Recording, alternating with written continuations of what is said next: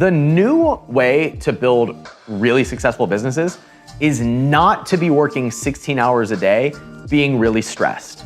Moving forward, there are going to be massively successful, profitable businesses that are built with teams of 1 to 4 people that become 7, 8, even billion-dollar businesses. And it's something that we call the owner's model. In this video, I'm gonna show you what the owner's model is, and I'm gonna teach you why it's different than being an entrepreneur, and how thinking like an owner can free you up to build a bigger business, make more money, and have a better lifestyle. I was first introduced to this idea when I was giving a conference. We do a yearly conference called the Capitalism Conference. And I invited someone that I was really fascinated with. His name is Brian Lee. And Brian has, I think, 4 billion-dollar companies on his resume, which is impressive, but it's even more impressive when you factor in that he's only in like his late 40s or early 50s.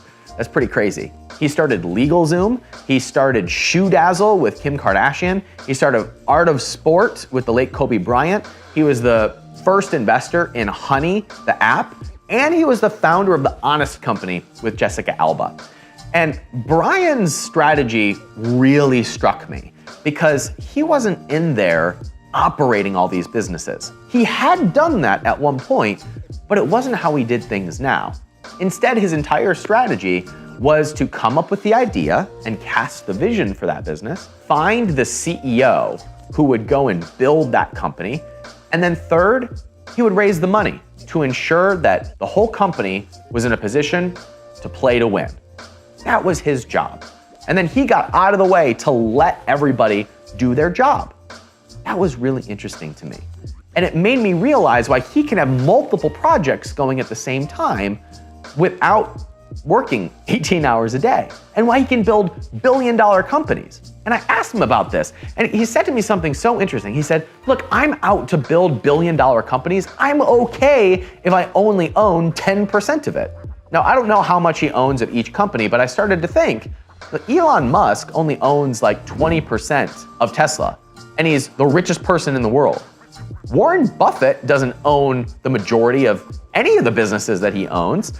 And Jeff Bezos only owns like 13% of Amazon. Mark Zuckerberg only owns like 17% of Facebook. And all of these people are doing just fine. So why am I trying to come up with all these ideas and do everything myself? Why don't I take a page out of their book and think like an owner?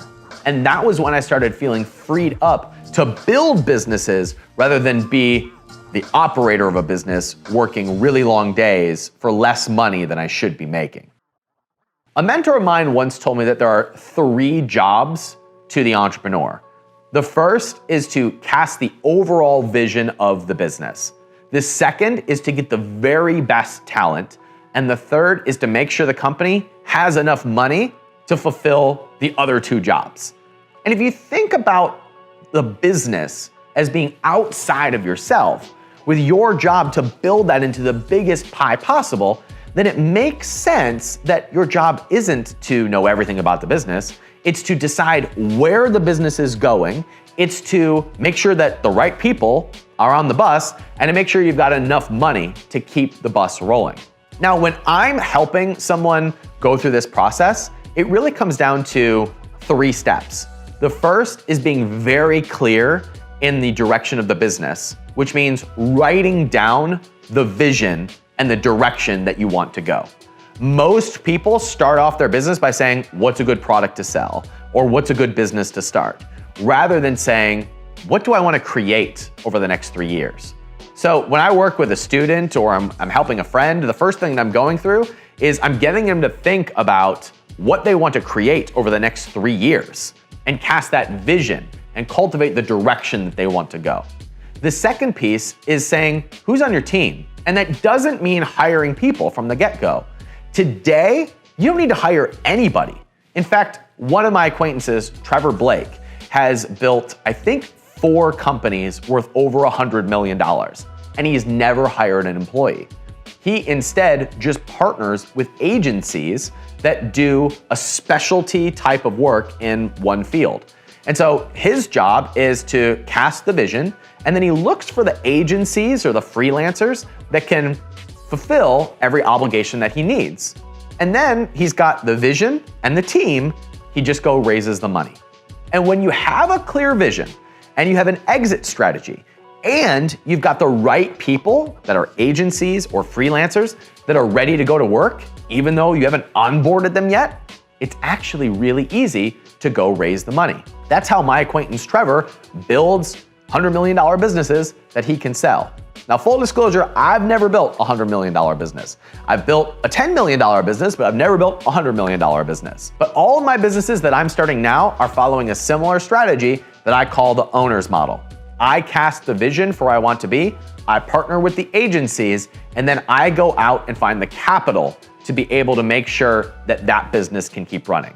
Then my job is to stay out of the way and to say, call me when you need me. That's being a capitalist. That's bringing together different resources that when they're combined, make a really big pie. But what most people have been doing up until this point is trying to make money instead of build businesses. But the way that you make money is to build really exciting businesses, and that doesn't require you to be directly involved in the business. One of the biggest challenges that I see a lot of entrepreneurs get into is they have this hesitancy over giving up points in the company or giving up equity. And to that I say, do you want to eat a grape or do you want to eat a slice of a watermelon? If you build a really big business, isn't it better to own 20% of that versus operating a very small, stressful business that never really sets you free? Do you want wealth or do you want to control everything? Once again, the richest people in the world sometimes only own a few points of a company. They don't have to control the whole thing. The reason why this is so exciting to me is because it allows entrepreneurs and capitalists to sit in the seat of control without having the responsibility of controlling every little thing. And in today's world, partnerships now exist with every person, agency, or freelancer in the world to free you up to do the creative work that you enjoy most. Today, there's really no reason for you to have to focus on things that you hate doing. There are resources that allow you to outsource that so that you can continue to be the creative driver of the business, which is really what we all enjoy doing when we're at the helm of a business. And it just so happens that that's the way that you get rich too. This owner's model is the foundation for what I help entrepreneurs do inside something called the Capitalism Incubator, which is where I help entrepreneurs cast the vision for an 8-figure business to bring together the resources and the team members that they'll need in order to execute that, and then to raise the money, because we have a fund where we invest in these businesses, or they can partner with other investors and we help them do that too. And that's something we do inside of our Capitalism Incubator, which you can find out more about at capitalism.com/inc. The best part of this entire strategy is it allows you to have an exit plan from the beginning. Most people, when they become entrepreneurs, are doing this because they want financial freedom. It's not because they want to be working 14 or 16-hour days. So when you structure things in this way, you're the owner of the business, and you get a lot of the financial rewards of the business without you being heavily involved in the business. And most importantly, when it comes time for you to sell that business, it is a sellable business. If you are the center point of the business, it's very hard to sell it to somebody else.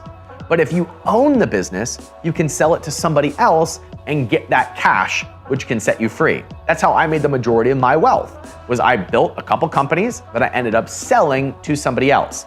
And because I was able to do it in a way that didn't require my direct involvement, I could step away from the business and I had my money and somebody else had the business. That's the way to build real wealth. When you can start exciting businesses that other people run that you can then sell for a big payday, that's where real financial freedom comes from. And the best part, you can do it again and again and again on businesses that you choose to be involved in, rather than doing it on businesses that pay your bills. That's when you're free to create real impact and real change. I'm Ryan Daniel Moran, and I help entrepreneurs build 7-figure businesses that they can sell. If you enjoyed this video, turn the like button blue, because it helps me reach other entrepreneurs who are stuck, and I think this video will help them get unstuck. If you'd like to work a little bit closer, I help entrepreneurs build these types of businesses. You can find out more about how we do that over at capitalism.com/inc. If you liked this video, I've got a video you should watch that is 3 businesses that are hot moving into this era of entrepreneurship. You can watch it by clicking it right here, and you'll see some of my favorite markets moving into this era. Thanks for watching, and I'll see you next time.